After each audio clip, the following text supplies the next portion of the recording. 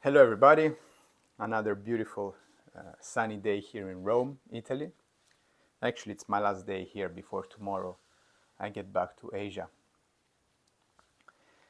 And today, this video belongs to that series of videos where I have been sharing some ideas, some thoughts, some insights about elements that I think it's important to at least be aware of within the context of the so-called spirituality or spiritual development or self-development or whatever other terminology we might want to use. And if you have seen any of the previous videos, you have probably noticed that I very often like to create analogies or use tools and objects and metaphors to introduce a concept, explain a concept, an idea in a funnier, easier, more simple way, right? So today I would like to introduce you to a concept that for quite a long time I have been calling the bread, milk and caviar. And the idea behind it is very, very simple, although not easy. Not easy, because it then belongs to another topic that is quite deep and that we can discuss sort of like more in depth in another video for sure. That is not an issue. But to get to the bread, milk and caviar concept, this is primarily dedicated, let's say, to that community of people, to those people that I very often see, for example, online, in Facebook groups, in comments under videos and so on, where this sort of like concern is expressed, where the practices of certain nature, energetical nature, like some qigong, some yoga and so on and so forth, they should be available to humanity for free, because spirituality should be available for free, right? Which I understand where the concern comes from, and in my view it comes from a great misunderstanding and mismatch and misattribution of concepts. Because on one side we have bread and milk.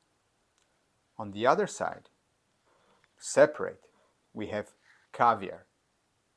So, at least in my culture, let's say, bread and milk represents to me, how to say, the essence of life, in a sense, sort of like the basics, the basis of life, of some basic elements that you need for survival, right?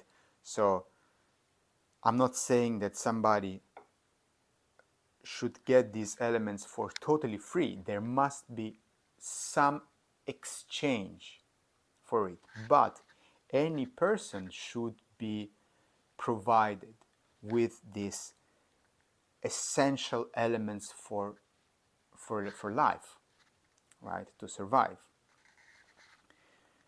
And this goes as well for spiritual knowledge, pure spiritual knowledge, that is one of the main basic human needs. You get to a certain stage, to a certain point in your life, sooner or later, in one form or another, where that becomes important to start to think about, to start to understand. Maybe for somebody never, who knows, but for somebody it starts to become an important thing. And so it is then very important to understand what that is. And that is something that we can discuss in another video, right? But the essence of it, of that pure spirituality, is the essence of bread and milk. Such simple elements. On the other hand, caviar is not an element that you need for survival.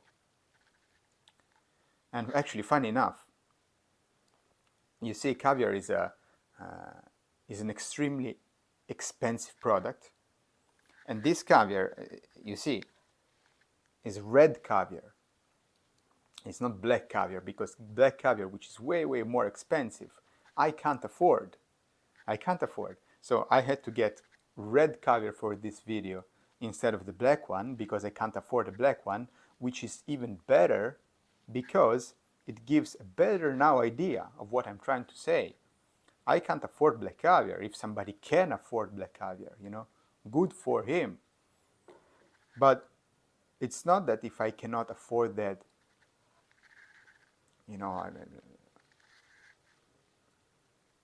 I'm gonna die of starvation or something. No, because the essence is this, and this is just luxury. It's an extra. It's something that you get, or you can get, if you can afford it, and then of course if you want it, if you want to get it, right?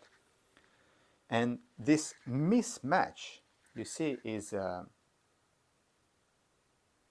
where very often within this field of let's say spiritual practice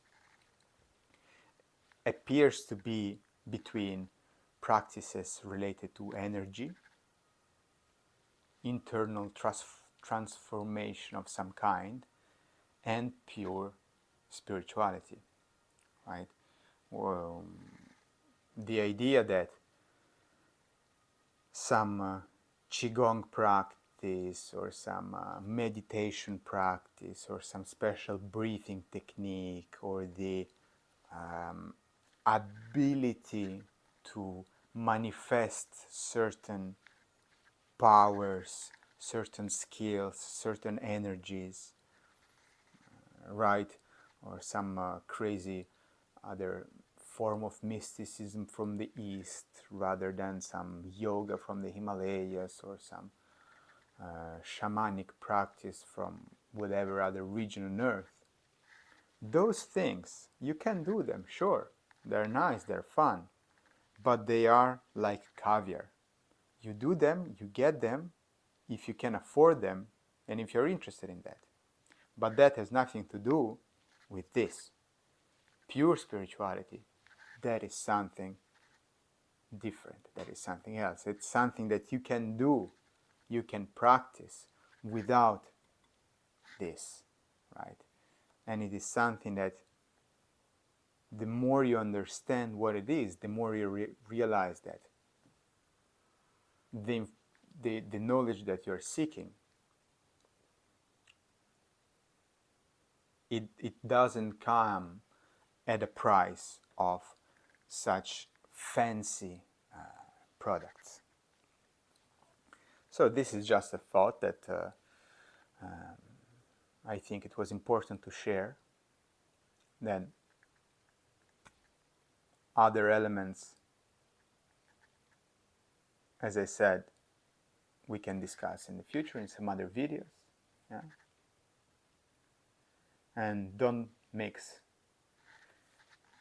bread, milk and caviar, because trust me, you mix them together, you're gonna get the shits. Literally. Thank you, and see you in the next video.